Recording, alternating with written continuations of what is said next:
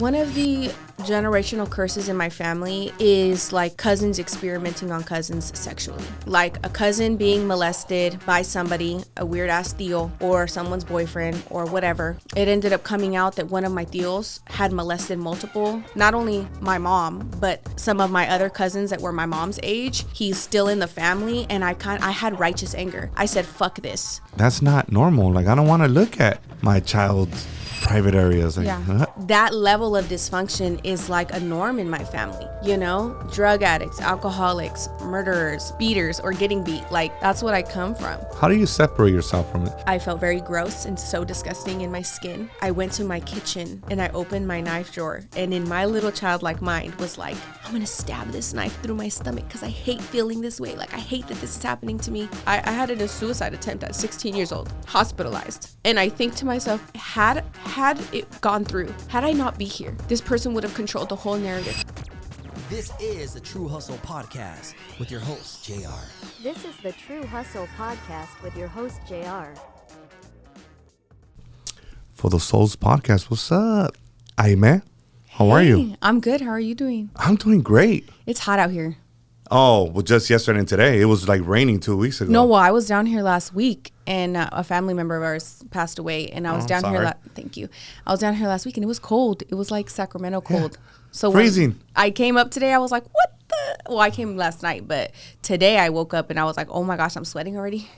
It's hot. That's why I got the AC full blast, girl. Thank you. I appreciate it. I've been eating nothing but sopas lately, so it's like I feel like it's been super hot because I'm like just eating all the sopas, and I swear Mexican sopas have like healing powers. Oh yeah. You know, sopa de albóndigas and caldo de pollo. Mm-hmm. Fire. Yeah, it's all the nutrients también. Yeah. And then today I have my daughter's daddy-daughter dance. Oh, really? Yeah. Oh, I always wanted one of those. Never got one, but... Well, let's start there. Okay. How impactful do you think that's going to be when my daughter hits 20 and she has these beautiful moments with her dad? Oh, my gosh, so impactful.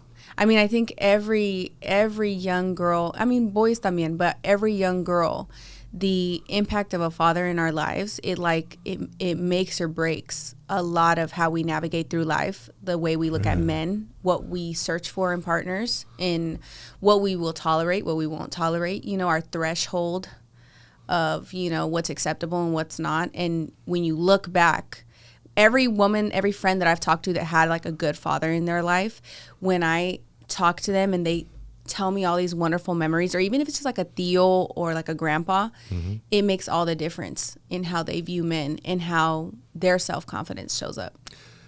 Because during your formative years, when you're so young, you're like a sponge, right? Absolutely. And you're this is my opinion.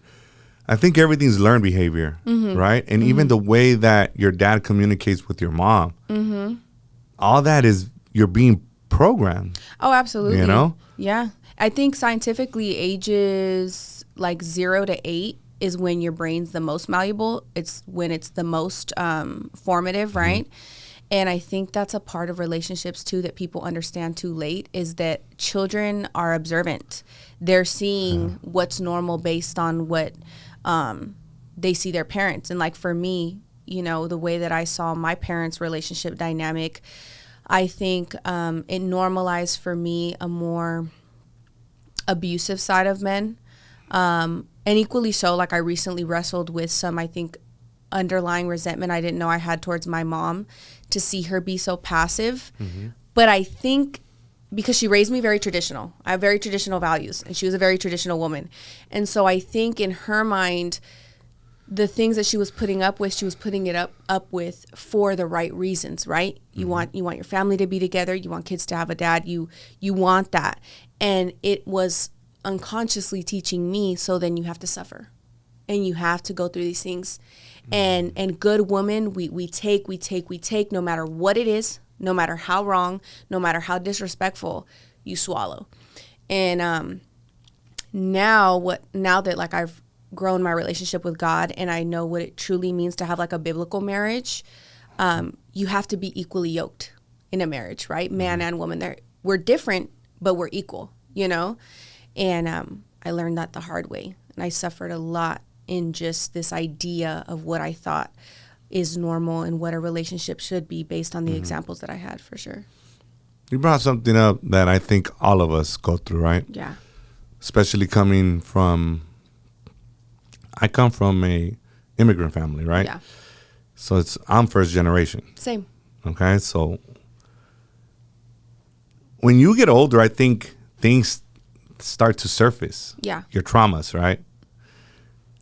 And I sit back and I think, who's at fault? The abusive father or the passive mother that just watches Both. and allows that abusive father to do what he does? Yeah. I think both. For sure. I agree. I think in every situation, we have at least 20%, no matter what. At minimum, 20% responsibility. And I get a lot of like flack online when I say this because I went through a violent relationship. And I'm like, well, my 20% was that I didn't know my worth and I was putting up with it. And I can own that. I had such low self-esteem and self-confidence during that time, and that permitted me to put up with behavior that was not okay. And I can own that 20% and be accountable for that 20%. And I think it's hard for women to hear that, like, in any kind of violent situation, you have accountability, you know, or you're supposed to take at least 20%. But it's the truth, you know, because your thought process, your perspective is what landed you there, you know. And if you stick in it, you know, you are at fault to a certain degree, as hard as that is to hear, because you have to either take the situation you're in and use that as fuel to want more and do better, or you stay stuck, you know? You know what I trip out on? Why women choose to stay stuck. Yeah. What's the thought process? Is it you think it has a lot to do with trauma, or it's a combination of trauma, low self-esteem, low self-worth, etc.? I think it's a mix of all of those, but I think the biggest role is codependency. Yes. Emotional codependency, mental codependency, especially in households where there wasn't a father or there was like a level of neglect, right? When you're neglected mentally, emotionally, spiritually as a child, you'll settle for whatever you can get. And I think a lot of women whose needs were never met as young girls, whether it be mentally, emotionally, spiritually, they will settle for just the bare minimum because they never had it to begin with. So something is better than nothing. Does that make sense? Yeah, it does. Do you think that's what happened in your case? Like with my mom? Yeah. Absolutely. Okay. Yeah, my mom, I've had her on the podcast. She's open. I'm sure she'll be okay with me talking about it. She's an immigrant herself. Her mom, my grandma, was a drug addict. So a lot of things happened to my mom while in her mother's care, and being the eldest, you know. She got pregnant with me at 16, never had a steady father figure in her life. And of all her siblings, she was the one that really, I think, wanted to break the cycle. But I think for her lived experience and circumstance, breaking the cycle was financially, right? And yeah, I think every experience that she had with men, even my tios, right? I have a lot of tios that were drug addicts. One of my tios put like a screwdriver to my mom's stomach when she was pregnant with me and was like, te voy a matar, you know? And that's here or over there? Here. Oh, shit. Here, yeah. Okay. You know, I have an uncle that murdered his stepdaughter, a 2-year-old little girl.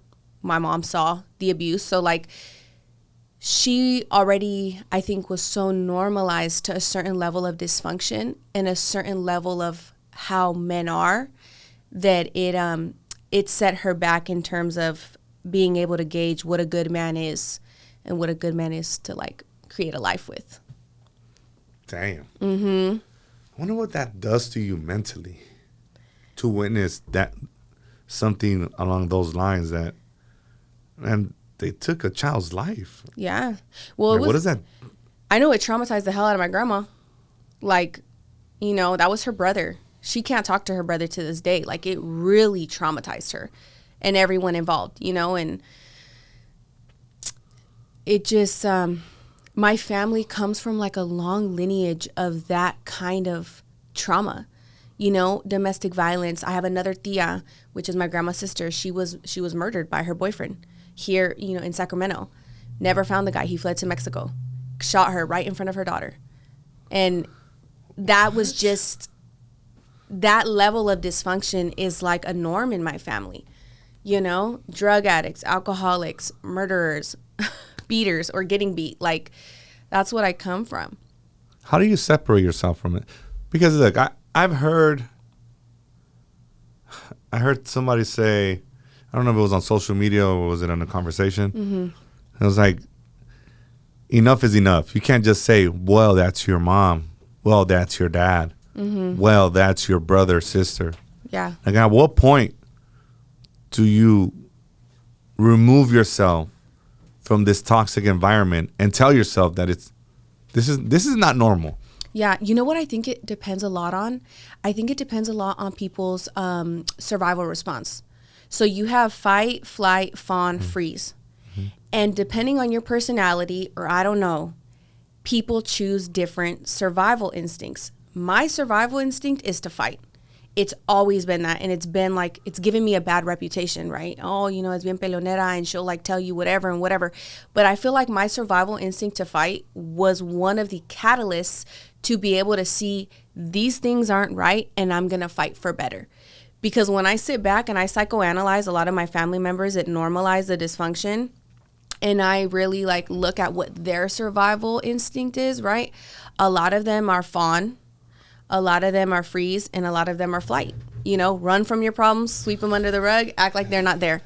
So I think it comes down to the individual person. Because I also have cousins that they also see the dysfunction and they have chose better for their life. We all have the same survival response. We're all fighters. We're all very disciplined. We're all like, nope, we want better for ourselves, and we have done better for ourselves. But that's one commonality that I see for sure. What did it take, or did you go through some type of therapy to actually identify these patterns? No. So what it took was I was 19 years old. I had left the father of my children because of our toxic relationship. He's my husband now. So like, we separated for 1.5 years because of how toxic our relationship was. During that time, we both got with 2 different people. We had our eldest daughter, and I became a drug addict. I think all my trauma just caught up to me. Everything. Like, I had fought so hard to get out of that toxic relationship, and then it's like out of nowhere, just like my whole life hit me. And I was coping with drugs, methamphetamine to be exact. And it got so bad, I dropped out of college. I was going to college for sociology. I was working, lost my job, dropped out of college, got in a car accident, ended up catching a gun charge, and became homeless, pretty much couch surfing. My homegirl that was like my meth buddy, she was prostituting. It's so funny when you're like a drug addict, you think you're doing something morally good, right? Because I was trying to convince her to stop being a prostitute. Like, yeah, we do drugs, but at least don't be a prostitute. You know what I mean? So that's where I draw the line. That's where I draw the line, you know? And I drew the line at smoking meth. People think like, oh, you was smoked this 8-ball. Yeah, you were smoking this. Well, that's just out of character. No, absolutely not snorting them. But yeah, I was with her and had $9 to my name. Her mom was an alcoholic. I had just gotten punched in the face by her brother. Just typical fucking drug addict shit, you know? I looked at my daughter and I remember thinking to myself, oh my God, my mom broke the financial cycle, right? Because despite what I had gone through, I was still very much middle class, you know? Mm-hmm. I had saw my mom break the cycle, yet I was living every trauma from the lineage before me. Like I lived my grandma's life again. How could that be possible if my mom broke the cycle, right? And showed me at least a little bit better. And I looked at my daughter and I just was like, I can't do this to her. You know, I looked at her and I knew that if I didn't have the strength to do it for myself, I was going to find the strength to do it for her. Oh, I feel like I'm going to cry. That's okay. Because her little life, it just deserved a shot. You know what I mean? It deserved a shot to better. And I didn't know what better was going to look like. I didn't know what peace even felt like. I didn't know what healing was. All I knew to do in that moment was to surrender to God. And I dropped to my knees and I asked God, God, please guide me. I've been thinking that I have control over my life. I'm thinking that I know what to do, but clearly this is where I've led myself to. And I convinced myself that I'm strong because I can recognize all these things that are wrong, yet I don't know how to push through it. So if you can just guide me the rest of the way, I'll be obedient. What you put on my heart, I'll do. Like however you speak to me, I'll listen. And God was like, call your mom. Tell her to come over. You're cold turkey getting clean. Called my mom, told my mom, and delusional, right? An addict. I still thought that I was hiding my addiction. So I was like, Mom, I'm hella sick. Don't ask me no questions, but like, I need you here. She came, she stayed with me for the week. She brought me Gatorades while I went through my withdrawal and like sopitas and whatever to take care of me. And I went through withdrawals for about a week.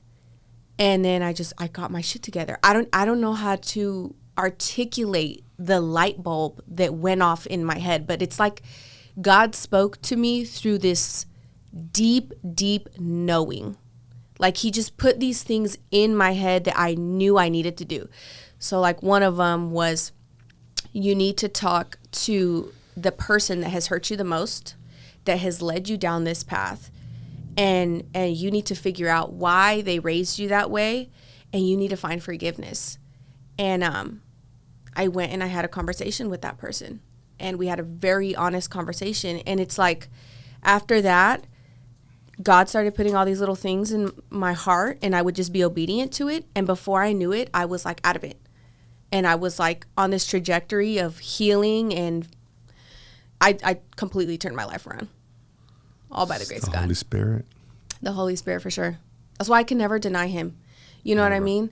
The as deep in the trenches as I was, to come out of it and then to flourish the way that I have, the insight that I've gained, like that didn't come from me.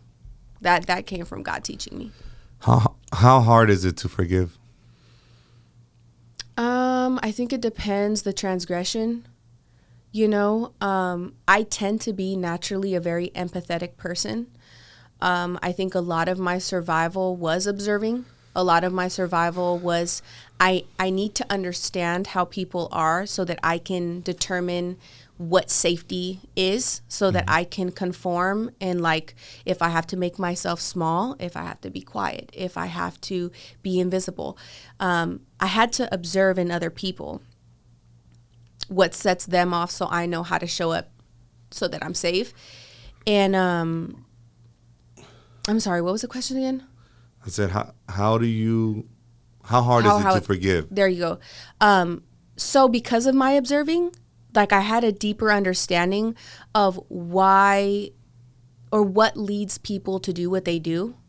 And in that understanding, forgiveness, I think for me was easy. It was like, okay, well, it makes sense, because when I see people and I see what they've done to me, I'm not seeing them as the adult, right? Like you're standing in front of me. If you were to tell me the deepest things that you went through, I wouldn't look at you as the adult man standing right here. I'd look at you as the hurt little boy inside your body.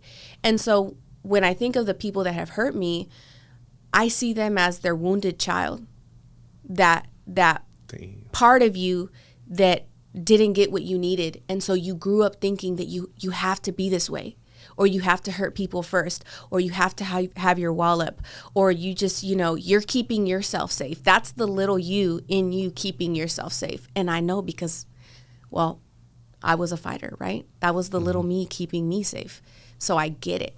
And because of that understanding, and I think because of my relationship with God and the forgiveness that he's given me in my life and just all the things that I've done wrong, it was easy for me to be merciful and forgive people. Now, forgiveness isn't a pass to allow people to continue to hurt you. And I think that's part of forgiveness that people don't understand. They think, oh, if I forgive somebody, then I have to tolerate them. No, you can have boundaries, right? Like, there's people in my life I wholeheartedly forgive. You will never be in my life ever again, but I forgive you because I understand why you did what you did. And I also understand that I didn't deserve it, but I'm not going to allow that you're not going to have access to me. That's what a lot of people struggle with. Mm-hmm. They don't know how to set boundaries. Mm-hmm. So yeah, I'll forgive you, but I'm going to forgive you this time, and I'm going to allow you to continue to treat me like shit. Yeah. No. Yeah. Like, forgive, set boundaries, and some people don't need to be in your life. Mm-hmm. No. And I think people struggle with that. Yeah, and I think a lot of it, too, is how we're raised, right? I mean, in Hispanic culture, I know for me, it was very much family first. You know what I mean? Yeah. Es tu tío, es tu primo, es tu hermana, es tu mamá. Like, you know, whatever. At the end of the day, it's family. And I do hold family in a very high regard. Family really does mean everything to me. But I think I've learned through my life that, you know, I didn't get dogged out by enemies, you know, the way that my family has done me. I've never been betrayed by a stranger the way I've been betrayed by family. You know, I've never been judged and criticized and looked at from somebody on the street the way that I have my family. And it taught me that I can love my family and not like how they choose to live and how they choose to show up and the fruit of who they are, you know? And I mean, biblically too, God talks about wickedness within families.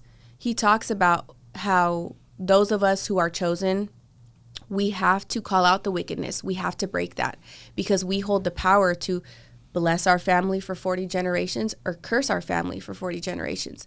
And a lot of us have been living in the curses of the generational cycles within our families until that one person or a couple people come along and are like, nope, not us.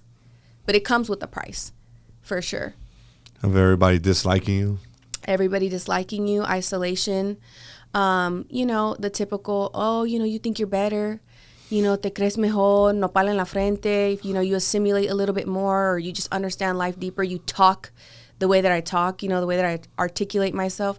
Oh, yeah, you think you're better, you know. And it's like I've noticed how family will try to keep you in the box of the lens that they once viewed you in, like your worst self, right? So like I have lots of family that look at me and are like, oh, yeah, she is a coke dealing, fighting meth head.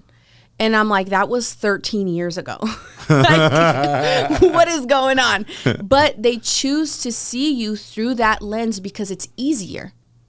Because there's a superiority that comes with that. They don't have to wrestle with their own shortcomings where they have fallen short in their life. And when you can go through such things as I've gone through and then come out on the other side, now my life, the fruit of who I am, the fruit of my lived experience, now it's challenging you because how is it that I was beneath you and I've surpassed you and you had a better shot than me? How could I do that? Now you got to wrestle with yourself. Now you got to ask yourself, how is it that I could do it and you didn't do it? It makes people very uncomfortable. Oh, 100%. That's what it does. 100%. Because now they're reflecting on themselves. Yeah. Trust me, I spoke about this before. Yeah. So it's like your success or you bettering yourself, speaking a certain way, moving a certain way for your family. And now they're like, what the? Like, what happened with me? Yeah. Yeah. It mirrors to them. Yes. Right? Everybody is a mirror. And you're either going to see what you are or what you're not. Right? And wise people can look at the mirror, right? If I'm sitting in front of you and you're more successful than me, I could see that mirror and be like, oh, I see parts of myself in him, right? But he's locked in more. He's broken some boundaries. He's got some keys to success. I could use that as motivation and be like, okay, what can I learn? How can I get to that point, right? Or I could look at you and be envious. And I could be like, okay, well, you know? Yeah. And a lot of people choose the more negative one because that's easier. It's easier. And it also has to do with the upbringing, once again. Mm-hmm. Yeah, because I'll tell you this. I know my family's going to watch this, but I know as much as they don't like me, they will. But honestly. Oh, they don't like you, but they'll watch you. Yes. Yes. A lot of the bitterness that I see in a lot of my generation family members, that is some of the influence of the elder generation. You know what I mean? Like the beef from the generation before us, the judgments, the all of that, it like bled on to the generations to come. And I see that like bitterness passed down. I see the chismosaness passed down. I see the stagnancy passed down. Yeah, but it's not just it's more common than what you think. I think it's very common. I think we're actually, those of us who want to be better and push to be better, we're few and far between. That's why I think like social media, despite all of its negative aspects, I think one of the things that I appreciate the most is that as isolated as I felt in real life, to not come across many people who are in my same shoes and want to break the cycles, right? Social media has been a space where all of us, sheepdog, right? All of us who are willing to stand up to the wolf and not become the sheep, but not become the wolf either. All of us ambitious ones, we're all coming together. And I think we all relate on just the integrity within ourselves to strive for more and strive for better. And it makes being this one in your family less isolating, you know, because when I first really had all my family kind of turn their back on me. But why did they turn their back on you? Because you wanted to change? You wanted to progress? No, so I had started changing. One of the generational curses in my family is like cousins experimenting on cousins sexually. Like a cousin being molested by somebody, a weird ass Theo or someone's boyfriend or whatever, and then that kid being exposed and then coming and exposing other children to that. And I lived that, right? I experimented with cousins because we were all being molested at the same time, you know? And from the age of 6, I was like, I mean, sorry for being so graphic, but like masturbating, hypersexual, curious about pornography. By the time I was like 10, full-blown pornographic addiction, you know, because of what I was being exposed to. And a lot of my cousins were being exposed to the same. And so we all grew up playing house and hide and seek. And, you know, all of a sudden, like when you're a kid being molested and exposed to that, I feel like, I don't know what it is, but it's almost like other kids who are also being molested, like we all gravitate towards each other. So now it's like friends and we're all children overly exposed to sexual behaviors. And we're all trying to figure out what that's about within ourselves with each other. And I know the damage it caused me, right? Because I grew up, I had children of my own. I got married and I saw how it affected like even intimacy with my husband and how it affected like this shame that came with sex within myself. And I looked at my kids and I was like, oh my God, like I was a little girl. My kids, they're tiny. How were these things happening to me? And I thought they were normal and I was so little. Now I get to see my kids grow up and it hit me, the gravity of what the fuck was going on, you know? And so there was a situation with some of the younger generation cousins and I couldn't keep my mouth shut. I couldn't. And I just was like, listen, family, I know we've normalized this shit in the generations before us and it happened to us, but this shit is not normal. And in no fucking world will I ever convince myself that this is normal. Now there's normal experimenting, like scientifically, kids ages 4 to like 6, 7, they self-explore. You do begin to realize, oh, penis, oh, vagina. You know what I mean? There's that natural curiosity, but not in the way that we were being curious. And so once I saw that, once it started affecting like my kids' generation, I had to speak up. I was super vocal.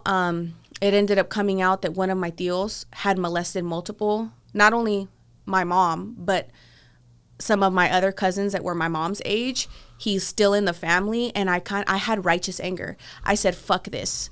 You guys are not going to convince me that I'm crazy, and I'm not going to sit here and turn a blind eye to our pedophile uncle in the family. Not happening. And yeah, that pretty much fucking. Okay, wait. That did it. Okay. Let me back up a little bit. So this uncle did things to your mom. Mm-hmm.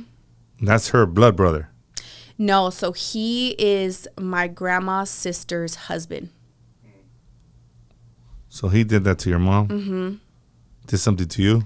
No, not to me, but he did something to another cousin that's my mom's like generation. And then he was like, oh, okay, next generation. No, well, he didn't do it to the next generation, Okay. or that I'm aware of. The kids, I had caught some of the kids doing something that they shouldn't have been doing. At a family function? Yeah. And so I had to have a conversation with the kids and like, obviously, where are you guys seeing this? Or like, where did you guys learn this? Or, you know, and I, with one of the kids that it happened to, right? Their mom was one of the ones that when we were little, she exposed me to that behavior. And I always forgave her. Like, I never looked at her as like a predator or anything. I still don't. Can I ask you, like, how did she expose you? Like, I of course, I don't want details, but it was like, did she, like, what did she do to expose it to you? Oh, I'll be very candid about it. She made me eat her out. Yeah, we were little. I was 6 years old. But I had been exposed prior to that. Is this your tia? That's my tia, yeah. I had been exposed prior to that. I at around age 3, there were certain things that were happening to me. Material that I was being exposed to. I know I mentioned to you earlier, I can't name names, but there was things prior to that I had already seen, that I had already gone through. And then that happened. And so like my very first introductions to like anything sexual were traumatic, you know? And it was only ever that one time with my tia. It was only once? Oh, with her only once, yeah. Yeah. And that's just what it was. And so, go ahead. Okay. I'm processing this, yeah, right? No, I know. It's a lot. Okay. You confronted her? As an adult. I didn't confront. I wouldn't call it confronting because I feel like, you know, by definition, confronting, you know, presumes like a level of aggression. Uh-huh. I came to her really wanting to have like a discussion where we acknowledge the past, but for the sake of like, we should both agree that like what happened to us when we were little wasn't okay, and therefore we should both be in agreement that like we should be protecting the kids, right? You know? But I don't think my tia was at a place of wanting to, I mean, she told me to my face, she was like, I don't owe you an apology. You know, we were kids. And I said, okay, fine. How old was she and how old were you? I was 6. She's 5 years older than me. So she was like, what, 9-ish? Is that right? Yeah. I'm not good at math. No, you say she's probably like 11. No, okay. Yeah. 12. Let's just say 11, 12. Mm-hmm. Yeah. And I mean, she was going through her things too, you know, and I think that's part of why I never looked at her as predatorial. You know, I think something happened to her and then she came and she brought that to me and she knew that it was wrong. And then it happened that one time and never happened again. And as we became adults and with the little kids, when I caught what I caught, it forced me to have a conversation with her because, you know, it like life came full circle and I had to let her know, like, I remember what happened when we were little and I don't blame you. Like, I forgive you, but like we have to do something because this can't bleed on to our kids, you know, like this second generation of kids, you know, we can't allow that. And I was met with like, well, I think hostility initially and like defensiveness. She didn't want to apologize. She didn't want to acknowledge. Another one of my primas was like, you know, oh, you're being hella dramatic. Like, this is normal. Like, I did it with my cousins and like, you know, you're just doing too much. And I kind of lost it, honestly. Okay. That is not normal. Absolutely not. Okay. So I'm sure she's going to watch this. No, under no circumstance is that normal. Mm-hmm. Shit. Tons of the things that I was just telling you in the other room, a lot of the things that we grew up seeing are not normal. No. And especially that. So no, she's out of her fucking mind. Yeah. It's not normal. Okay. I just had to say that. I didn't mean to interrupt you. No, but you're good. No, I agree. And you know what's crazy is after that situation, right? Because it got to a point that like the family member that stepped in and like had some words with me, like I was so annoyed. Like I was so annoyed, right? And that fight instinct came out that I was just like, are you, I wanted to look up, on my family. Like, are you really trying to, is this real? Like, what the fuck is going on? What Twilight Zone are we in that we can't agree that kids should not be going through this? Whatever. And after that, like all the family, they started getting distant. They stopped inviting me to things. They came to the consensus, like they did a birthday party for my bisabuela, and she's getting older, and they didn't invite me. And like one of my other cousins who knew the situation was like, why aren't you guys inviting her? And they were like, we just think it's better that way. So it's like, okay, it's better for you guys to run from the truth, and nail to the cross the family member who sees that it's wrong and wants to change it, than for you guys to actually face that it's fucking wrong. And verbatim, like one of my primas was like, we're not mad that she told the truth. We're mad that she hurt people with the truth. And it's like, I didn't intentionally want to hurt people, but the truth is hurtful. And who gives a fuck about our adult feelings? There's kids involved. I could give a fuck how the adults feel. There's children that need to be protected. There's developing brains that are like getting molded into what's normal for them, So I wrestled with it for like maybe 2 years. It hurt me a lot to see Thanksgivings and Christmases and barbecues and my family is all getting together and I'm not involved in any of that because I chose to face this, but then I did some therapy. I did some EMDR therapy, and that really gave me the assurance of like, no, you can't convince me that what I did was wrong. Granted, maybe some of the things I had to say when my family was leaving me out and I was pissed off and I was like, they were throwing in my face, like I told you, that I used to sell drugs and I'm a fighter and this, that, and the other. And I was just like, dang, you guys are like holding on to any little thing to try to make me seem like the villain, I did get pissed off and I had some righteous anger and I maybe could have said some things a little nicer. But now looking back, I'm just like, you know what? Oh, well, the hill I'm willing to die on. If that makes me a bad guy, then so be it. You know what I mean? But for me personally, I wouldn't be able to live my life sweeping some shit like that under the rug. Like I wouldn't. I think the fact that you have your own kids. Yeah. That changes everything, right? Oh, yes. So you look at some of the things that you've been through as a kid. Mm-hmm. You look at your own children and you're like, over my dead body would this happen to this child. Mm-hmm. And then, like for me, when I look at my kids and I look at the way my parents were with me, I couldn't. I look at my kids and I'm like, damn, like, like I couldn't treat my kids the way I was treated. Yeah. Yeah. I came to terms with a lot of things, right? But it just, and of course, you have to forgive or else it's it weighs heavy, right? So it's like, but it makes you question some shit. But then again, you said something very, very important. Their childhood, like my parents, is fucking horrible. Mm-hmm. So it's like, maybe that little kid in them, it was just being repeated. Yeah. Who breaks that cycle? Yeah, I think the one... I have to. You have to break it for yours. Yeah. So... whoever's willing to be brutally honest with themselves. Because I think that's truly the core of what healing is. It's like healing is you stop running from the truth. Healing is like allowing yourself to stop and be honest that like this isn't right. And even down to a very, down to your personal self, right?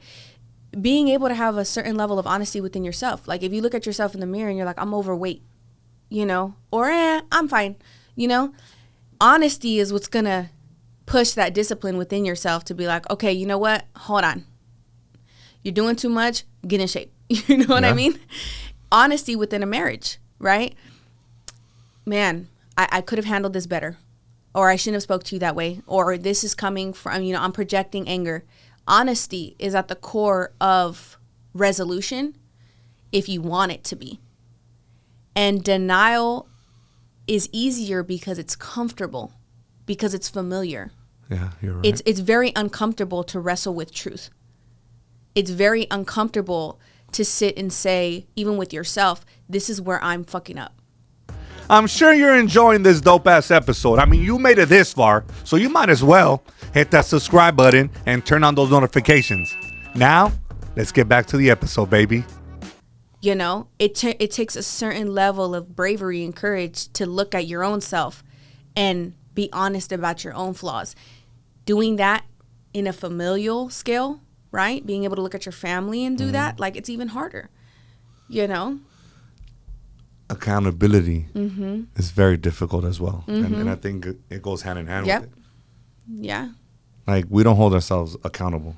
And accountability is such a good thing. It's an amazing thing. Yeah. But it could come out. Yeah.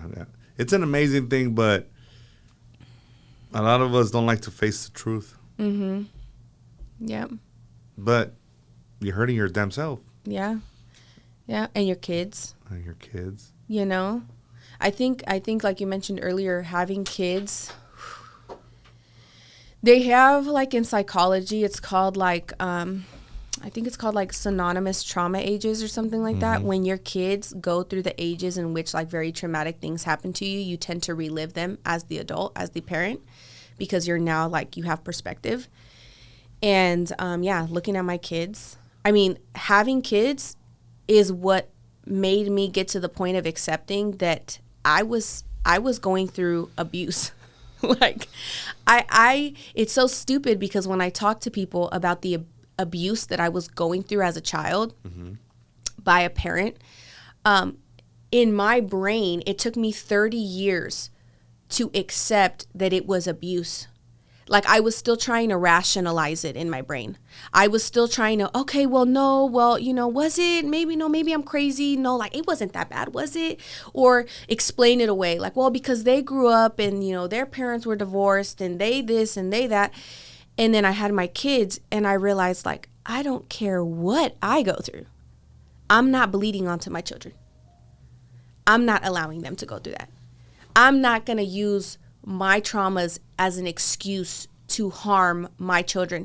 And the ways that I was harmed, I can't even fathom as a grown adult parent thinking that doing that to my children is okay.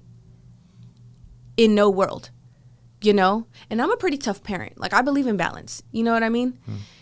But what I was going through, absolutely not. I would never break my children that way. I would never manipulate my children against each other. Even when I think of, like, my relationship with my siblings and how often we were triangulated and pitted against each other and, like, having to be on teams and shit. Oh my God. Okay. We're gonna have to touch on that. Could we elaborate on that? Sure. Like, why is that a thing when parents turn the siblings against each other? I mean, I'm not a psychologist, but I think it's rooted in narcissism.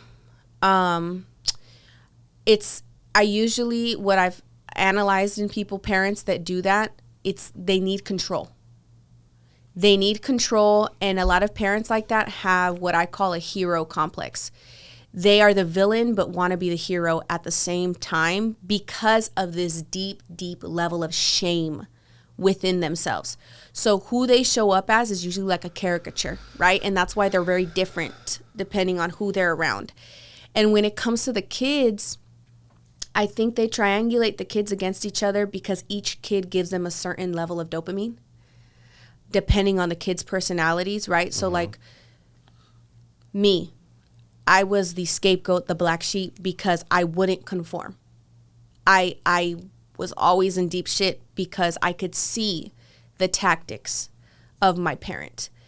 And I look at, like, my sister, and the way she chose to survive was to conform, was to make herself quiet, was to just, like, never get bad grades. And, I'm going to make myself small because in that smallness there's safety. And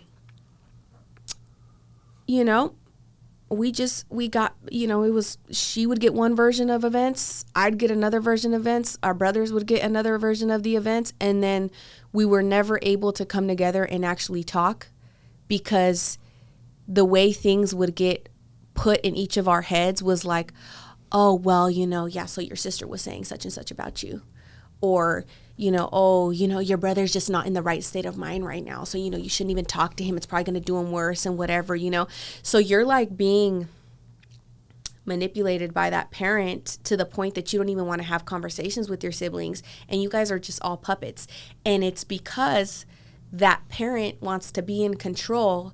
And I think just it's like a codependency thing. It's like an emotional codependency, you know, or emotional incest. It's a codependency control thing. Mm-hmm. I run this shit. Mm-hmm. Mm-hmm. Especially coming from a Mexican parent, alpha machismo type shit. Yeah, and it's a power move too. Yes, and it's so fucking unhealthy. So fucking unhealthy. And you know what I find is a lot of people who engage in that kind of behavior felt very inferior in their life. You know, like when you hear, like when like... It's insecurity, right? Insecurity, yes. Yes. Deep insecurity. No, I'm talking about a deep-rooted... Yes.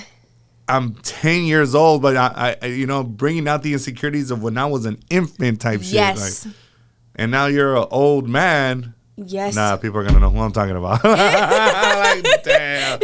Yeah. Okay, no, but yeah, I mean, honestly... I will never do that. Me neither. I want so much unity for my kids and my wife. And me and my wife look at each other. I would never, even if my kids fight, all right, get over it. Yeah. It ain't going to be no, oh, se pelearon. Mm-hmm. No lo invites a Thanksgiving. Yeah. What? Yeah. O mejor van y no hablan. No se hablen. Like, what the fuck and is they're that? condoning this shit. Yeah. Ay, es que no le hables. Se va a enojar. Yep. Who the fuck is the parent here? Yep. Man. Yes. Start talking some shit right now. But it's not about me. You know, but it's like, that will never happen in my family. Yeah. In my immediate family. Yeah. All these traumas and behaviors that are fucking so manipulative and that make no sense will not infiltrate my family. Mm-hmm.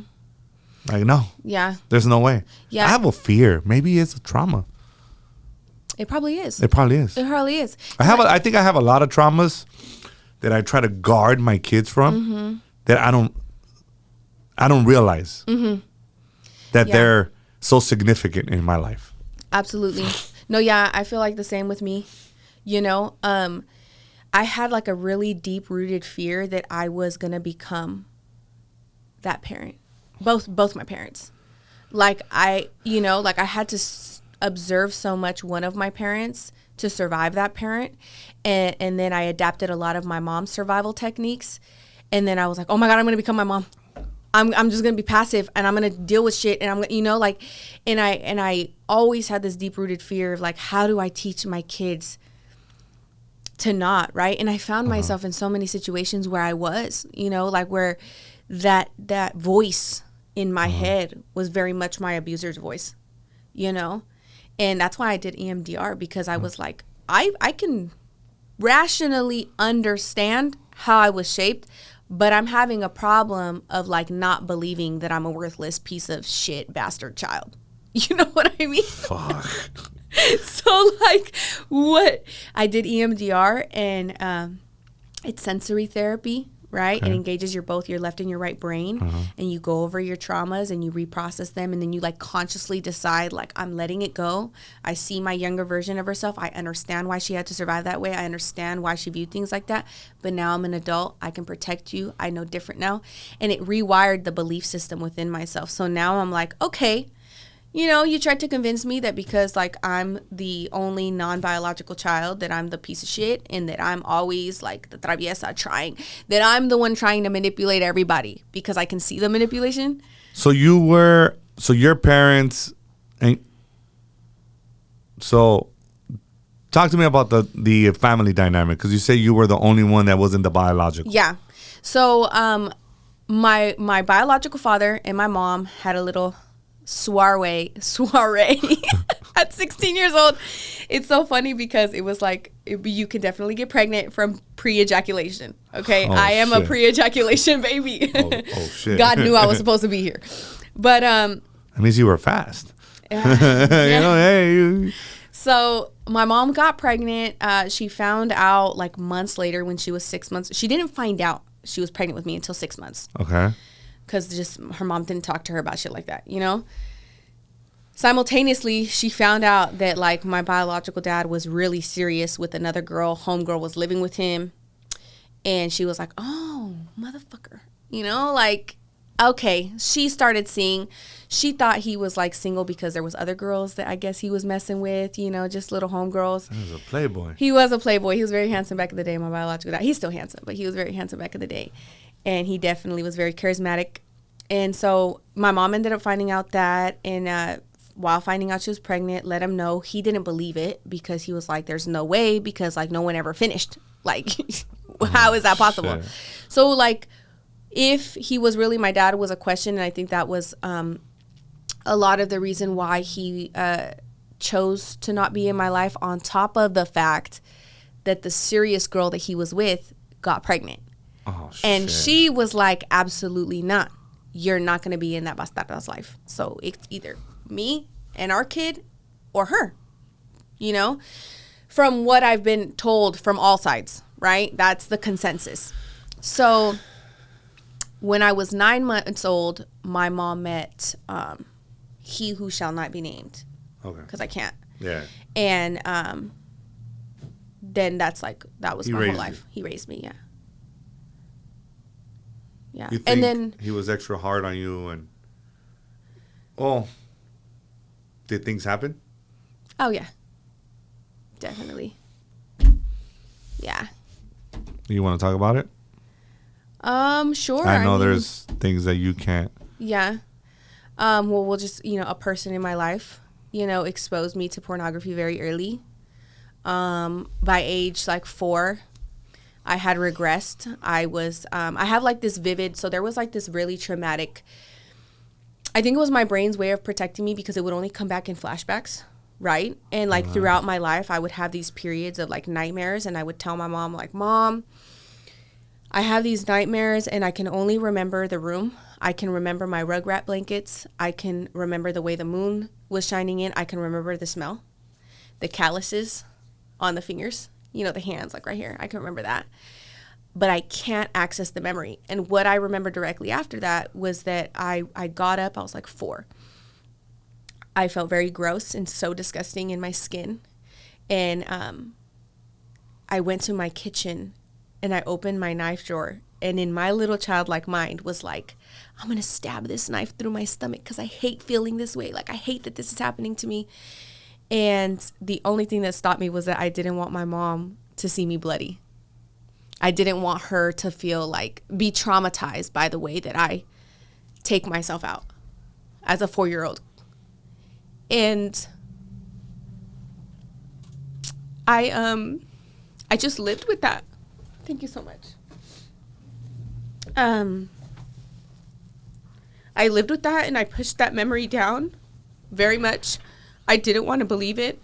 Again, when I was 14 years old, I was like, I barely hit puberty, got out of the shower, and was asked if I could show my breasts. And it was very jokingly like, oh, it's normal, you know, like, it's fine. And I did, and this person felt my breasts and kind of jumped back and was like, oh, you know, walked away, and nothing ever came of that. And I, for years, convinced myself, like, no, that's normal. Like, you know, I don't know. There was an explanation. Maybe it was just like something innocent. I don't know how I was trying to rationalize it to myself. And then my daughter, my eldest daughter, she started hitting the trauma ages, and those flashbacks, those nightmares, everything would come back. And I still was fighting it. And then she recently, like, she's 12. So she's starting to kind of be prepubescent, you know? And there was a day that she just had like major fucking attitude. I looked at my husband and I was like, it hit me like that, you know, that memory. Yeah. And I asked my husband, and I was like, you know, would you ever like want to, you know, like once Amora hits like puberty, would you ever like want to see or feel or whatever? And he was like, I mean, what the fuck? His reaction to me even asking that question was the very first time that in my body I felt like, oh shit, okay, so then I'm not crazy. Because I had felt it internally all my life, right? I felt like it was wrong. But when you're groomed and when you desperately want love, you know, and I didn't have my biological dad, so like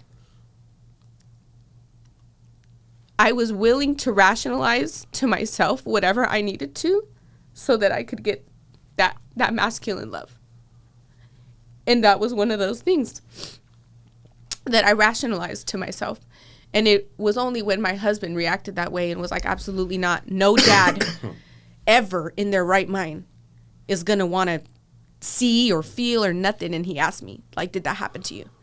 And that was the very first time that like I accepted it out loud and I finally vocalized these things. And in EMDR therapy, that was the very first repressed memory that I processed. And I stopped running from the truth. Do you want to invest in real estate but have no idea where to start? Go ahead and send us a text or give us a call at 323-352-7946 and let's discuss what's the best option for you. Now let's get back to the episode, baby. So of course your husband had the same reaction that I would have. Yeah. You know, like, what do you mean? Like, that's not normal. Like, I don't want to look at my child's private areas. Like, Yeah. You know, so what did that do to your thought process behind his reaction? Well, it awakened something in me. I think it was an affirmation that I didn't know that I needed, you know, because part of the way that I was groomed was I was convinced that that I'm the liar, I'm the manipulator, that I'm calculated, and that I am like purposely trying to hurt my family or family members when I tell the truth. Because like when I was a little girl, like even if I went to my mom and I told my mom like, hey, today such and such happened, right? Not to that extent because I was groomed to keep secrets from my mom. But I would be like grilled, you know, you're a fucking snitch. You're trying to fuck up the family. You're this and you're that. And so from a young girl, I was groomed to not trust myself and not trust my own intentions and not trust that like, I'm just being honest. I don't have a bad intention. I'm just like, this was really what happened. And because of that, when you're groomed to not trust yourself, you question your recollection. You question intentions. You question, like, yes, this didn't feel right within my body, but like I said, I was rationalizing it like, oh, there has to be some explanation, you know? And my husband's reaction was the affirmation. And I ended up getting another affirmation. So like I started documenting my EMDR therapy sessions. Just to kind of, it was for my viewers, but also for myself. Like I kind of wanted to see like a starting point. I watched 3 of them. And an ending by the way. point. Oh, did you? So I did those, right? And in one of them, I can't remember which episode, but I talked a little bit cautiously about this traumatic memory, right? And I actually had a cousin of mine reach out to me. And mind you, I haven't talked to this cousin in over a decade. Me and her had a really bad falling out. In my opinion, she betrayed me in like one of the worst ways that I could ever, like I once viewed her as a sister, for real. Mm-hmm. And God put it on her heart. She messaged my grandma asking for my phone number. My grandma called me and was like, hey, your prima asked for your number. Like, is it okay I give it to her? And I was like, yeah, that's fine. She calls me and she's like, I know this is hell out of the blue and I haven't talked to you in years. She goes, but your YouTube came up and I watched one of your videos and God put it on my heart. I had to call you to tell you that like you're not crazy. And I was like, well, thank you. She was like, but no, like I remember a lot from that time period. And she started telling me the things that she remembers. And she started telling me, like, do you remember how we would be watched in the shower? And I remember going through that with my sister. Like, I remember being watched by who? By who I can't name. And I remember that with my sister. Like, I remember there was times when I would just act like, okay, like, whatever, I'm just going to hurry up and shower, you know, and hurry up and shower my sister, and then boom. But where was he at?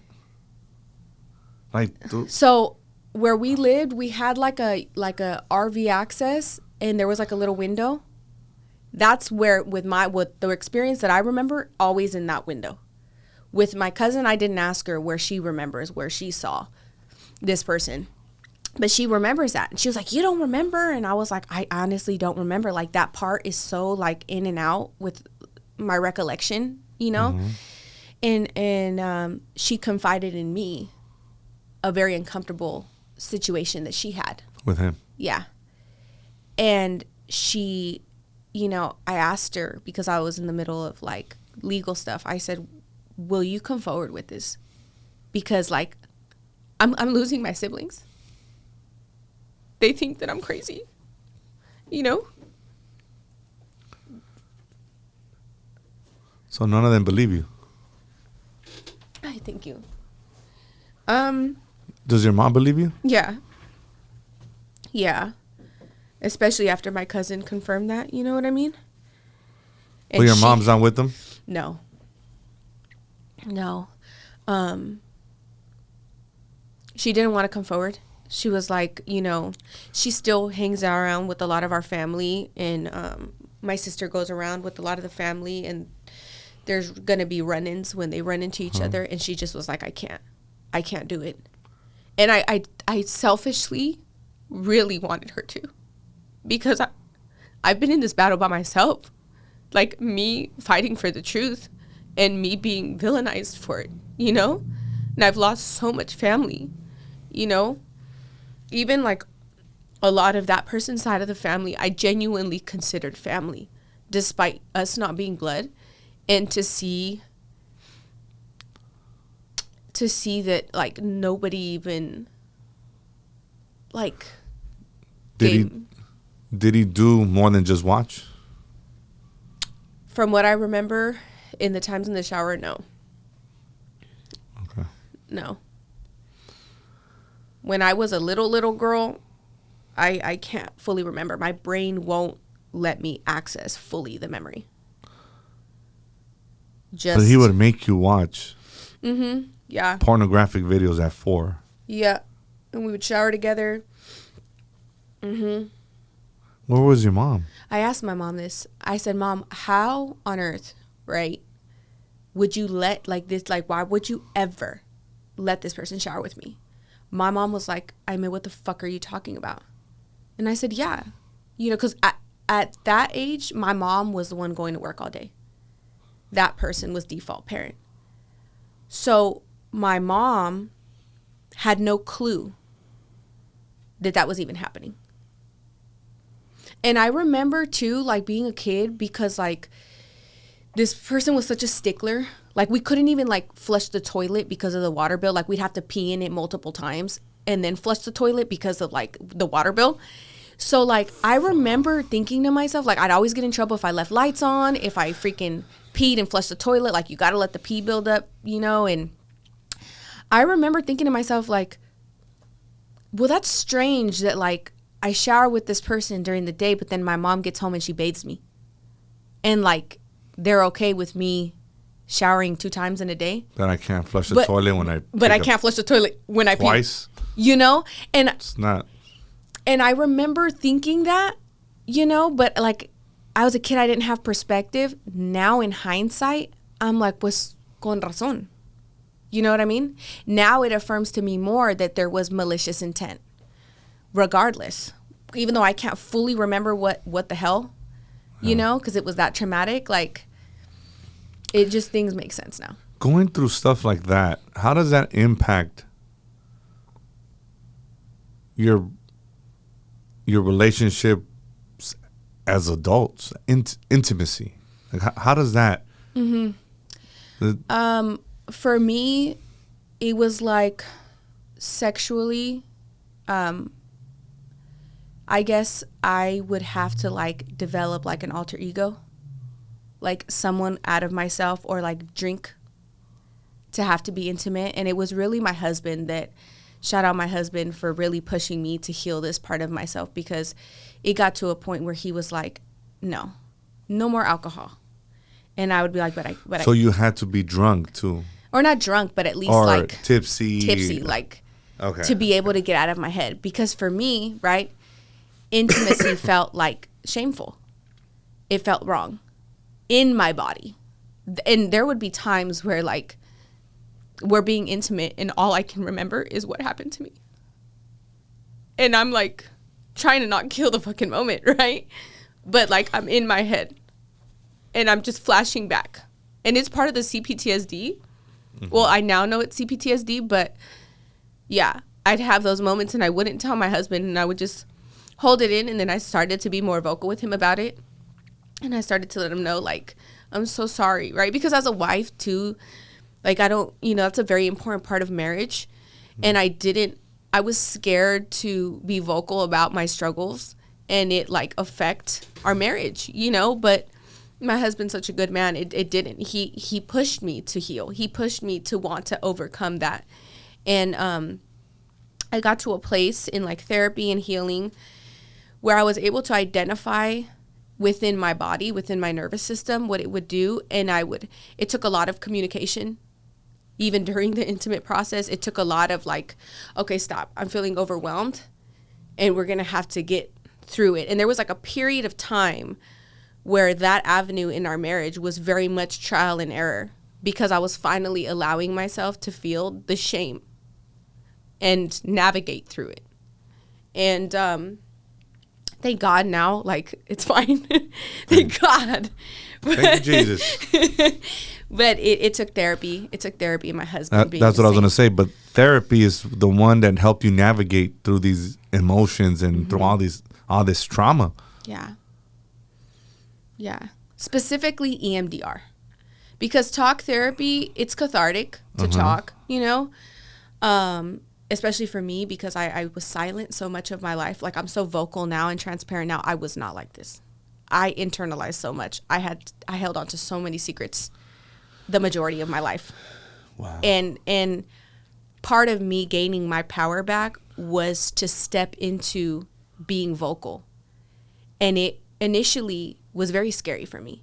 Even now, right? Even now, like, that we've talked about some things, right? There is a part of me where that voice is in the back of my head telling me that I'm in trouble for saying the truth.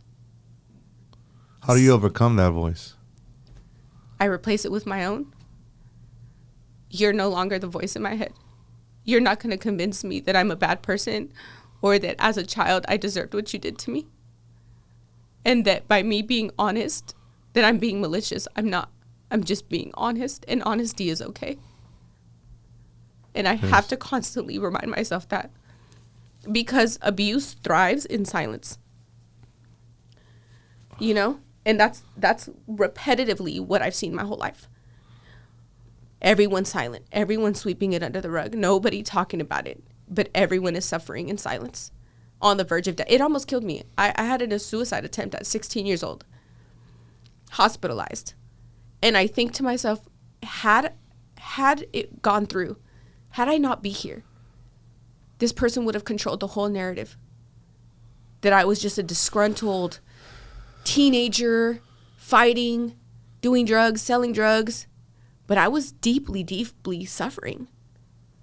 And now I'm like, yeah, I can never be silent again. I can never give power to anyone else over the narrative over my life ever again. Well, you think victims of sexual abuse are, I don't want to say, how can I put it? They are trained to be silent or threatened to be silent. And then it becomes normal, right? Oh, le voy a decir, si, if you do this, esto es lo que va a pasar. Yeah. And you get, and pretty much is the only the only way to go, right, is to be silent. Yeah, and I think like abusers, it depends, right, the victim and what the victim wants so much. Like abusers know how to spot what they can dangle over their victim's head. So for me, it was my family. It was, you speak up, you're ruining the whole family. Your siblings aren't gonna have parents. Everything's gonna be shot to shit. And because I genuinely wanted love, I wanted a home, I wanted a family, I swallowed it. I took it to the chin. And I thought in my head, I'm doing right by my siblings. I'm giving them what I didn't have by being silent. It's a mind fuck, you know? How's your relationship with your siblings now? I have none. Why? Well, throughout the process of just the family falling apart and imploding, sides, I guess, got taken, I guess you could say, to put it in simple terms. Because those are his biological kids. I don't have any full blood siblings. All my siblings are half siblings, even on my dad's side, like my biological dad's side. You have any female siblings from his side? From my biological dad's side? No, from from. Yeah, one. So I have one sister. He didn't experience anything like that. You know, I talked with her about it once, and we concluded that we think something did, but we didn't know what. And it was like a very quick conversation. It was very uncomfortable. And the way she described her recollection of her childhood is there is none. It's black. Damn. And I always viewed her life as like, you're the one that actually like gets the love. You're the one that like, she had what I wanted, right? In terms of like that connection between parent and child. And so from my perspective, it always looked like you're golden child, I'm scapegoat. You get whatever you want, whenever you want. Now that I know how to spot sexual abuse and grooming in children, now that I know about Stockholm Syndrome and codependency and like emotional incest, I look at that dynamic and it raises a lot of red flags for me, paired with like a lot of other little things that have happened. And the simple fact that she can't remember any of her childhood, she says that it's black. Something very traumatic was going on for her not to remember anything, because I feel like my childhood was traumatic, but I still have spots of memory, you know? Mm-hmm. But it's one of those things where, I mean, again, it goes back to the level of honesty that you can have within yourself. Mm-hmm. Do you want to be honest with yourself that this was a possibility? That this is why you were isolated so much? Because my sister was isolated.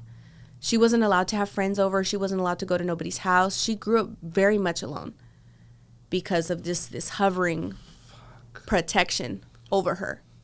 Now I look at it as purposeful isolation, because it was grooming as well, conditioning her to only rely on you. Grooming, and she's an adult, and now she only relies on you. They're like this. Mixed you know, some narcissism. Mm-hmm. Oh man! And then with my brothers, you know, one of my brothers, him and I were very close, and I think he wrestles with the truth. I think a part of him. It's probably really hard to accept it. How do you? And I can't blame them. Like as much as I miss my siblings, I can't blame them for not wanting to face it, because it's fucking hard. You know, because then you lose everything. Your whole life is like a fucking lie. And how do you accept that? You know? And we come from like at least from that side of the family, we come from like 2-parent households, go to church family, all American, cookie cutter, perceived family. And it's like, this type of shit will implode a family. This type of shit will expose the darkness within a family, the wickedness, right? And sometimes I like think like shit would have just been easier, I guess, if I would have just swept it under the rug. There would still be connection with my siblings. There'd still be peace. But peace for who? Not me. For you. You want peace within. Mm-hmm. And I think had I not had kids, genuinely, I think I would have taken it for them. I would have continued to swallow it because that was my thought process. The reality is that my kids matter more. And they should. And me being the best version of myself for them matters more than how my siblings will perceive that I betrayed them because I spoke up. If that makes sense. It does make sense. But I think having children gives you a different perspective. Mm-hmm. Because now you're their protector. And then you start thinking about the things that you've been through, and then you're like looking at them and you're like, over my dead body. Hell no, this won't happen. Mm-hmm. Yeah, and it really, like my circumstance, it instilled this very, I don't know if I want to call it an irrational fear, but like a fucking fear. Like, I started questioning everybody. Like, so now that I know it's CPTSD, I never knew it was that. I always thought I just had like chronic, really bad anxiety. But I actually was diagnosed with like severe CPTSD. It's like a part of being sexually traumatized. And there would be moments, right, throughout raising my kids where I would have months at a time riddled with anxiety, didn't trust nobody around my kids, not even my own husband.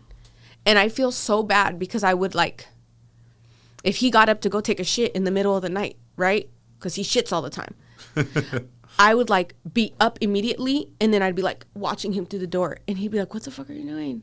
And I'd be like, oh, nothing, what are you doing? And I'm taking a shit, you know, like literally taking a shit.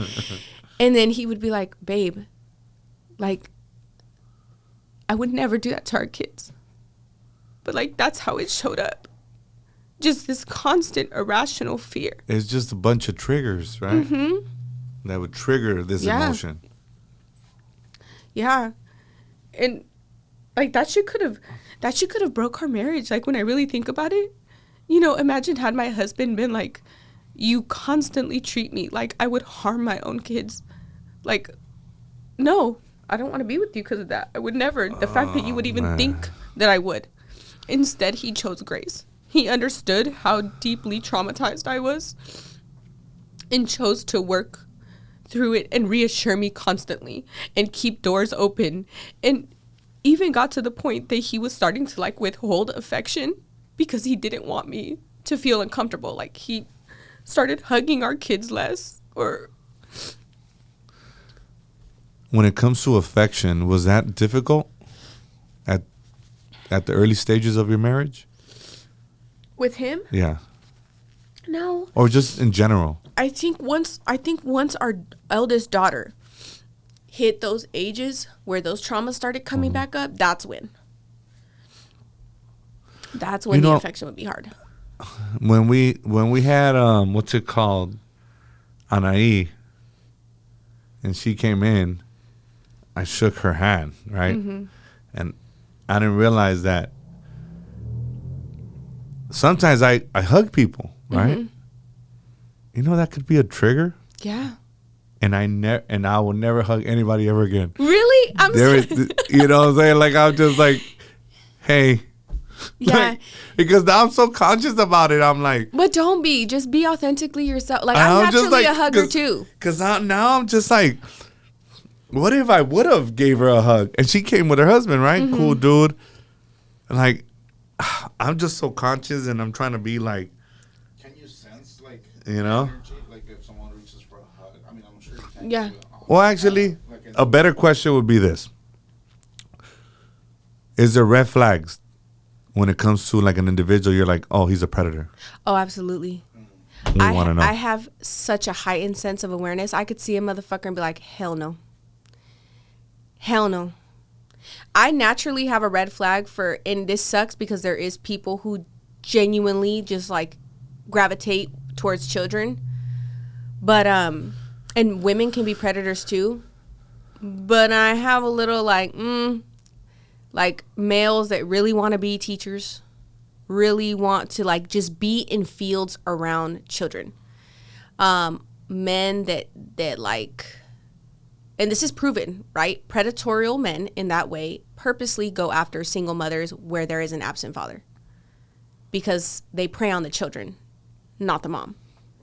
So like, I don't know. I can't see. I've seen men that, like, if you were to look at them outside, they look like solid individuals, but it's a spiritual thing. I feel like it's an energetic thing. I don't know how to describe it, but I can look at a man that on the outside looks like he's cool, and I'm like, no, there's something about this guy. And like the aura. I don't know. I have a great intuition. I know when somebody's genuine, and when I feel something's wrong, I'm like, nah, dog. It's no, bro. Like, you know, he always laughs because I have this intuition. It's just kind of crazy. It's intuitive. So I was like, I don't know if it's intuitive, and it's I mean, like, predatorial people tend to be very charming. Very, they get along with people, very charismatic, very like, I'm good with everyone else's kids. Like, look at, you can trust me. You can da-da-da. Like, they know how to, by society's standards, fly under the radar because they know how to mask that deviant side of themselves. And I'm so good at spotting that because that's what I grew up with, right? I grew up with someone that to the world goes to church, security guard at church, God-fearing man, blue collar, great freaking everything to everybody else. The devil to me in our home. And I can't unsee it. I can't unsee the level of social manipulation. And I think that's a lot of the reason why victims that have gone through what I've gone through, they get traumatized twice, right? I got traumatized because of what I went through, and I got traumatized to see the lack of support after I spoke up. But the lack of support was because the people who were also groomed by this person to believe that they were a good person couldn't wrap their fucking mind around the fact that somebody with such a spotless personality could be capable of so much evil. Your human brain can't rationalize it because what? No, I go to church with this person. We go out to eat. They seem so protective. They know God. They go to church. Like, what is going on? No, this person could never. Absolutely, you have to be crazy. You have to be lying. But that's how predators fly under the radar. They hide in the churches. They hide by, you know, good social standings. You know, they conduct themselves very well. But there's a grandiosity with predators that they haven't mastered yet because they're not above God. As much as they try to hide the predatorial nature within themselves, the egotistical part of them, they just can't fucking run from it. And it's because of the insecurity. It's because of the shame. So I peep when someone's super materialistic, when someone's super like, look at the clothes I have on, look at this cologne that I'm wearing, look at this car that I'm driving. You know, I those are the like underlying things that I pay attention to because that lets me know there's a level of grandiosity within you that you can't even run from because of that deep rooted insecurity. How about narcissism? You think that's a quality that some of these predators have? Oh yeah, majority. And I think narcissism, you know, there's a lot of online debate about like, oh, everyone's a narcissist now, everyone's whatever. No, well, it became a popular thing. It did online. It did become a popular thing. It's like, yeah, but do you know the real meaning of it? You know? Yes, and I, contrary to like the social definition of narcissism, right? It's a really hard personality disorder to study because they are adapters. They adapt. Narcissists don't go to therapy, right? So if you're gauging narcissism based on therapy, narcissists are so good at observing and adapting that they know how to mold themselves to be who they think others want them to be. And so they're so hard to spot, right? So we don't have like clear numbers are narcissists, but I believe in my soul, by definition, narcissism describes perfectly biblically the absence of God. So I think the reason why we see so much narcissism that we're seeing is because people are being programmed constantly to turn away from God and turn away from faith. And when you look at the selfishness of a narcissism, the grandiosity, the manipulation, all of those are cardinal sins. All of those are like someone who genuinely does not have God within their spirit. They're ran by like the spirit of Leviathan. And it shows. It shows in how they are. It shows. Wow. I never had somebody explain narcissism biblically. Mm-hmm. So. Mm-hmm. I think that's why we see it. I think that's why there's such a prevalence of it. You know, I don't think narcissism is a. I think narcissism is more spiritual than it is in the flesh. I think it's a spiritual warfare, which is why it's one of the personality disorders that is extremely hard to diagnose, spot, and understand. Because spirits move within the spirit realm. They don't move within the flesh.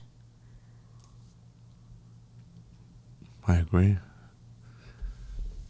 But there's signs, though, right? Mm-hmm. You know, there's signs that are displayed, and you're like, Because I think being so aware, and knowing what you know now, because you've been through therapy, you've done your sessions and stuff like that, you're more aware than the majority of people. Mm-hmm. And now you're just psychoanalyzing people. Like, oh shit, this guy has a red flag here, red flag here. Like, oh no, stay away from this motherfucker, right? And we all have a little bit of narcissism within ourselves. That's ego. That's pride. Yeah. That's, you know, I accomplished this or I look good today. You know, that's all certain levels of narcissism. It's part of being human, I suppose. Mm-hmm. It's when you utilize those behaviors to be calculated and manipulative for your own gain. Because you're willing to, at the detriment of others, get whatever you want, however you need to get it. And that's where it becomes like full-blown narcissism. Mm-hmm. So therapy has helped you. Mm-hmm. Being saved has helped you as well. Mm-hmm. That's the biggest one. I was only in EMDR 8 sessions. Could we talk about getting saved? Yeah. Can I ask her a question? Yeah. So my question to you, Emma, would be like, what do you say to those that don't believe in therapy that can benefit from therapy, right? Mm-hmm. Because a lot of people that have been through similar situations as you, or just a traumatic situation, they feel like, oh, I don't need to go to a therapist because they didn't live it. They didn't go through what I went. Mm-hmm. And most of them didn't, right?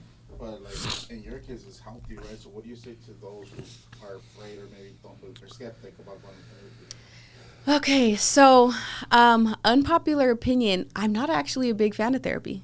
No. I'm actually not a big fan of modern day psychology. I think they pathologize a lot of natural human instinct and turn it into disorders. True. And I just don't agree with that. I would say specific therapies like EMDR, you lose nothing trying to try it, right? I will say though,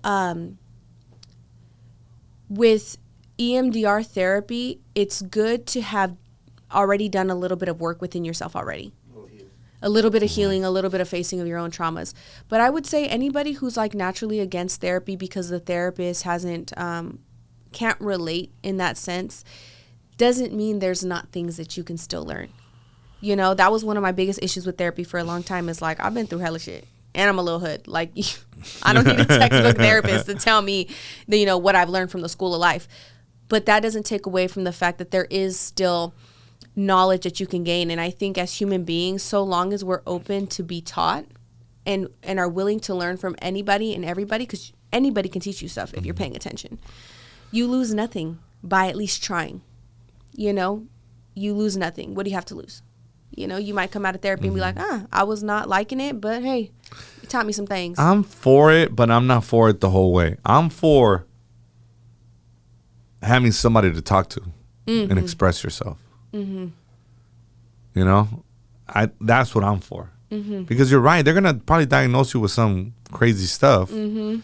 But I'm thinking keeping things bottled in is not healthy. Absolutely not. You know, so I believe that you need to talk to somebody. Yeah. Yeah. You know, and have that individual hear you out. Yeah. Yeah. Because if you keep that shit in, you're gonna snap. Yeah, and it causes sickness. Yes. You know that the brain scans of people that have gone through narcissistic abuse are equivalent to combat veterans. Damn. Uh-huh. No way. Yep. And they're like 78% more likely to develop an autoimmune disorder because of just that trauma living within them. Mm-hmm. What's your advice on how to deal with that trauma? 'Cause you've been through so much. Honestly, God first. Surrender your life to God. He is the truth and the way. He is the one that has helped me the most. That therapy that I just recently did, those 8 sessions, that was just like the little final push over what I needed, you know? But it was all God. And I would say faith, and maybe look into therapy, have boundaries. Some of my boundaries with therapy were like, I'm a woman of faith, so it needs to be God-led, right? And no to pharmaceuticals. Don't put me on no type of psychiatric. I don't want none of that. And those were my conditions for my therapist that I made very clear from the beginning because of that. Mm-hmm. We want to pathologize everything and diagnose everybody. And here, take this pill and you're going to feel better. I didn't want none of that shit. I'm here for you to genuinely teach me how to get over these things. So clear boundaries and faith. I think that's why a lot of people are afraid of therapy. Why? Because now they're going to be like, well, okay, this is what's wrong with you. Mm-hmm. Here's this pill. Mm-hmm. You're crazy. Mm-hmm. I ain't taking no pills. Yeah. Nothing against people that have. Yeah. If it helps you, cool. Me, I need to deal with that shit head on. Yeah. Same. Just how I dealt with everything in my life. Substance abuse, everything, head on. Yep. That's just how I deal with things. Yep, same. So I just can't be like, oh, well, first of all, I don't like to feel woozy. If that pill is going to make me feel some type of way, no. Yeah. There's no way. Yeah. And I think education, too, is important, too, right? Understanding, like, what psychology was founded for, right? For those who don't know, Sigmund Freud was a pedophile himself. He's, like, the godfather of psychology. And he developed the study of psychology to rationalize the attraction that fathers had to their daughters. And he was trying to put it on kids that daughters actually are attracted to their dads and they just don't know. So the whole foundation of psychology was rooted in pedophilia and being able to understand the minds of children, right? And how they're malleable and how you can shape them and how you can utilize them as psychological warfare from a family front to a whole society, to a whole country, to a whole, you know, the powers that be. You know, so understanding the root of psychology and discernment, right? And this is where I say your faith and your relationship with God will give you discernment to discern the psychologists or therapists that are genuine and rooted in their craft to truly help people, and the ones who are just feeding the system. The one who just wants you on the merry-go-round to feed the pharmaceutical companies and to detach you more from your own intuition. Because there's bad apples in every field. There's bad apples in every group of people, psychology included. Some of them just see it as a job. Mm-hmm. They don't really. A paycheck. It's a paycheck. Yeah. I went to school. I got my degree. Ooh, and here we go. Yeah. You know, make some money. You really don't care very much about some of your clients. Mm-hmm. So, yeah, that's a little history lesson for you guys. Yeah. That's kind of disturbing. It is disturbing. Once you really think about it. It is disturbing. And then with everything that we got going on with pedophilia and all kinds of crazy shit, I'm like, oh God, what the hell? And it's spiritual warfare. It's genuinely spiritual warfare. Like from ancient times, it's very ritualistic, very occultic behavior from the beginning of time. You know, it just depends on who people worship. You know, are you on the side of evil? Are you on the side of good? And it's the oldest war. Evil's out there right now. Oh, 100%. But it's always been. It's always been. I just think that right now evil's out there with no regards. Really? Like, it's just out there, like. Yeah. Someone. Yeah. Yeah. What? Like, this is crazy. Like, what do you mean you're eating children? What do you mean you're sacrificing? Literally. That shit is just. I saw a post on Insta that said, now that everything's coming out, it makes sense why God flooded the earth. And it's like, no, for real, because, yeah, biblically, Old Testament, he's like, the wickedness that was on earth was so bad that he was like, we're starting over. And let's flood this. Everything besides Abraham's lineage, because Abraham had devout faith. He was genuinely a good man. And he says, you know, that people talk about the second coming of Christ and how evil will always be here, because we're in the dominion of fallen angels, right? That and that's why he tells us, like, we have to turn to him to balance that. But if it gets to the point that it's off balance, he'll do what he got to do. Second coming. That's what I told my wife. Motherfucker again. It's like it says this in the Bible. I mean, I'm not trying to say like I know the Bible the way she does, but you know, I'd have my Bible studies and stuff like that, and I'm like, oh my God, if it gets too bad. It's already pretty bad. You know? So It is. I've never seen it this bad. But you know that the highest, we're seeing record numbers of Gen Z go to church. Really? So I think that, you know how they say we're created in God's image, right? I think there is an intuitive nature within our spirit to seek God. And I think that's why so many of us are on earth, but we feel like we're not home, because home isn't earth. Home is with God in heaven, right? So a lot of us are homesick, and that's why we feel so out of place. And, you know, because we're in the dominion of evil, right? They have a little bit more influence over us, and they can cause us to stray by these institutions and media and all these things that they infiltrate. But intuitively, in our spirit, there's something that we know is not right with it. And I think a certain amount of pressure causes that split. And we're like, okay, this is too much. I need to turn to God. We're seeing record numbers of younger people turning to God. I mean, even like Joe Rogan, turn to God. What's that guy, the comedian Russell, what the heck is his name? Peters? Which one? The Indian dude? Is he Indian? Guy, right? Yeah, the one with the British accent. Yeah. He was like super atheist, agnostic for a long time. He turned to God. So it's like we're the evil's here. Evil's here, but people are waking up. It's disturbing some people, and it's disturbing to the. It's really disturbing. But evil doesn't win in the end. That's what's like. Do you believe? Go ahead, ask me. Oh my God! It's just that I can't comprehend. I can't allow myself to think that this is a reality.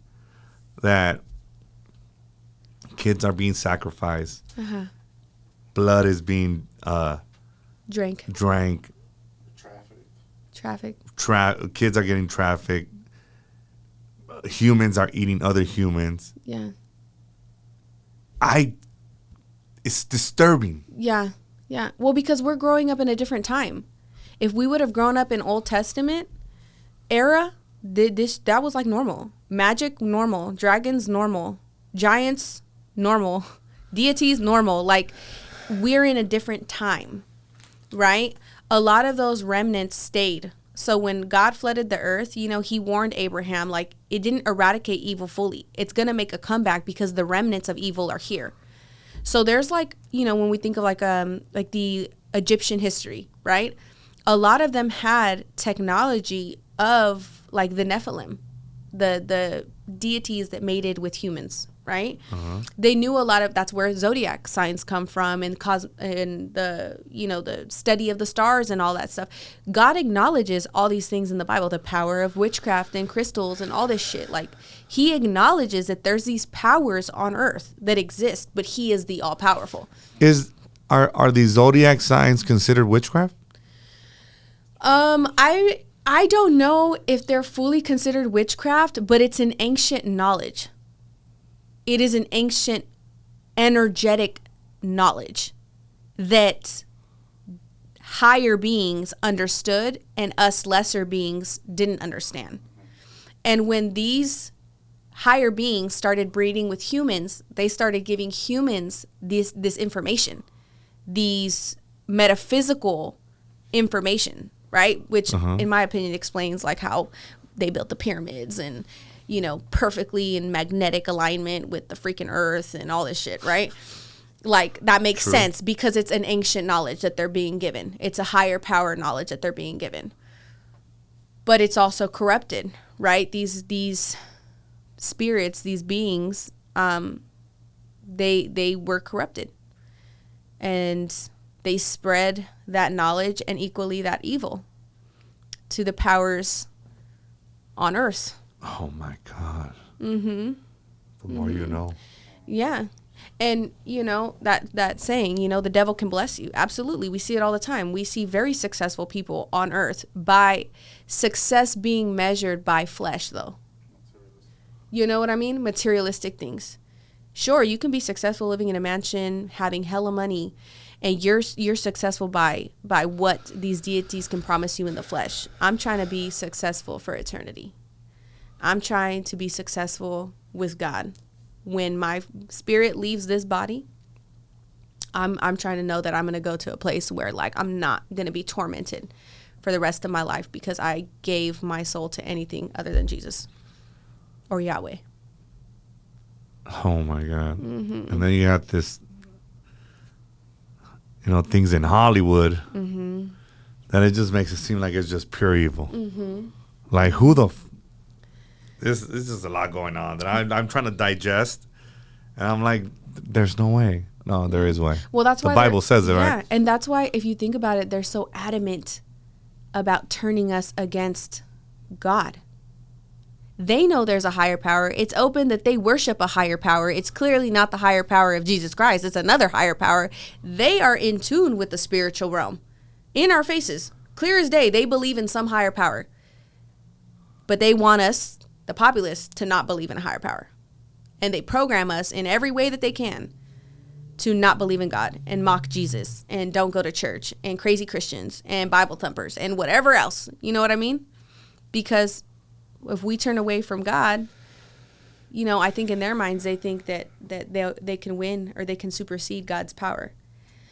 But they can't. It's like you said earlier, we're surrounded by so many sins and so many like bad stuff that we need to turn to God for balance, because every day we're faced with challenges, right? With temptation and stuff like that. So that what you just said. Yeah.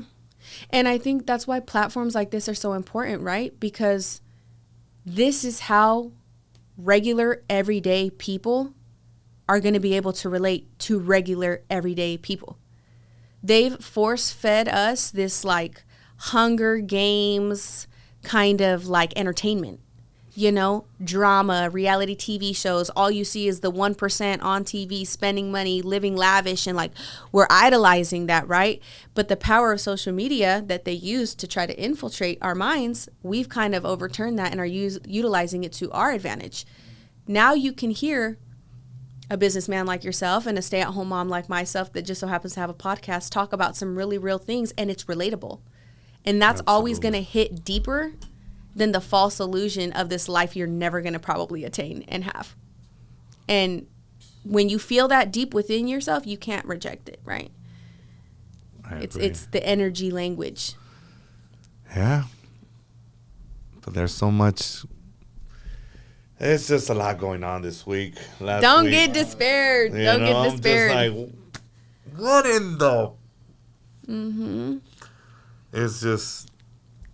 I want to refuse to believe it, but I think there's a lot of evil. You know what helps me not refuse to believe it is, remember how I was telling you earlier, when it comes to predatorial people that are so charismatic, right? And then a victim comes out and says the truth. And because they fooled everybody for so long, they don't even want to rationalize it. They don't want to fathom it.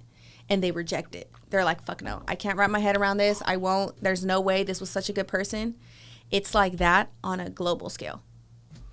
It's like no, I'm not going to turn away, and I'm not going to act like this doesn't exist because it's more comfortable. Because from even a small level, from my experience, right?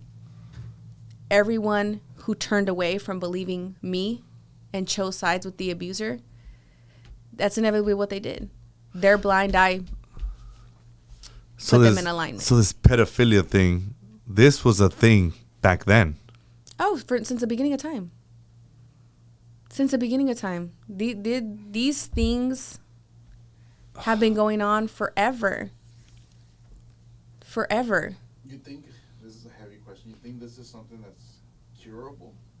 Or is this just something that's traumatic, and since it's happened since the beginning of times, that's just the trauma carries? Or is it just ritualistic at this point? It's just their rituals. Because I'm not trying to like Yeah. justify it either. Yeah. But like, Be realistic about be it. realistic, like this could be a possible, like a mental disorder. That Yeah. People have, and then with that mental disorder, they're causing like physical trauma to others. Yeah. I think pedophilia definitely is a mental disorder. I think it's a spiritual disorder. I think it's a demon. I think it's a fucking entity that has been on earth for a very, very long time. And I think it's purposeful because children are the purest beings. They are the closest source to God. And what does evil try to be? Like God. And so if you harvest energy, you're going to go after the purest form of energy that you can find, which is children. They're not corrupted by the world yet. And so long as there is a battle between good and evil, there will be a battle between pedophilia and children being harmed. And that's just the reality. And I think the best thing that we can do is educate people, the children in our own lives every day, is plant the seeds of Jesus in them. Show them who Jesus is. Let your life be a reflection of what Jesus has done in your life. Because the only thing that can save them from the inevitable trauma or what might happen is Jesus Christ. He's the only one that could turn everything that I went through into something good. I'm here on a podcast educating people about it. He's Amen to that. Oh, man, that's a perfect way to end it. Do you have any questions? Anything else you want to add? No, it's been great. This was really good. Yeah. Okay. I'm glad I didn't cancel. I'm glad you didn't either. I know your podcast is for the soul. For the souls. For the yeah. soul. Las animas. Yeah. Yeah, I was praying Wednesday. I was like, God, please let me be 80% at least for Friday. Yeah. He blessed me with 90%. Oh, he knew. Like, he knew. I was like, I'll cancel Thursdays. He's local. He could drive from Riverside. Yeah. I said, but she came all the way from Sacramento. I can't do that to her, God. Like, I can't. Like, help me out here. Like, Yeah. you know what I mean? He gave you the strength. He did. gave you the strength. He did. Well, thank you so much. No, thank you so much. And thank you for sharing. And I think it's very important because people do suffer in silence. Mm-hmm. And you're their voice and their courage. Mm-hmm. Yeah. Like, you don't have to keep this bottled in. Mm-hmm. You could, talk to somebody. It's okay. You could deal with your traumas in a healthy way. Yeah. And you can have an example of like what overcoming it looks like, because I didn't know what to expect. I didn't know what peace looked like. I didn't know what healing was going to look like. And now if you're in that same boat that you don't know what it looks like, well, it could look like this, There it is, guys. a peace within yourself. Where could people follow you? You could follow me on pretty much all social media platforms at For the Souls Podcast. Spotify, you can listen to me video version on YouTube. And I'm also on the No Paperwork Podcast if you like more like hip content, music, stuff like that. I do bring a little bit more intellectual side of No Paperwork, but it's you like rap? Rap? Yeah. So we interview a lot of like rappers is and that musicians, right? all kinds of people. Top 5 rappers. Oh my gosh. So I'm from Sacramento. My favorite rapper, I'm sorry, Mozzie. That's just my era. That's just core. The Jacka, again, Bay Area. Tupac. Of course. I don't even think I got a top 5. I think those are my top. All right. That's it. And I got a shout. She threw in Tupac, so we're good. Yeah, I got Tupac. The Oakland area too. Yeah, Tupac was definitely favorite West Coast, but yeah. Favorite rap groups? I don't got a favorite rap group. No? Nope. Okay. Nope. I like all kinds of music though. You know who I really like? Bone Thugs and Harmony. Oh, I fuck with Bone Thugs and Harmony. Yeah, I fuck with Bone Thugs and Harmony. You gotta be a little bit old too. Yeah, you know? or Do or Die. Do or Die was like my shit too back in high school for sure. But yeah, I brought you some gifts. Got right there. Let me see. Let me check this out. Just a little shirt. This one's from my podcast. Very simple for the shows. And then No Paperwork sent you one too. Damn. Yeah. Be my, I wear all my shirts to the gym. Do you? Oh, there you go. The soles. Let me see. There you go. And that's No Paperwork. The No Paperwork Yeah. podcast. Let's go. Check it out, guys. I'm about to be sporting other people's stuff. So what? Support them. Hey, there's enough sun for us all to shine. Yeah. You know what I'm saying? All right. Yeah, they're more, that one, like that podcast, I'm a little bit more serious on mine, obviously, right? It's testimonial based. With that podcast, we're more like with the times and hip and like what's going on. Pop. There we go. That's the word. All right, Pop culture. Yeah. All right. Well, thank you so much for making the drive. I appreciate you. 2 hours of some intense stuff, but I appreciate you being open and honest and vulnerable. Yes, of course. I think people need this. Yeah, I hope you guys enjoyed. Oh, Thank you so much. They are. Thank you so much. We out. Bye, guys. Thank you so much for tuning in. We appreciate you. Now make sure you hit that subscribe button, turn on your notifications so you don't miss our weekly episode. See you on the next one. Let's go.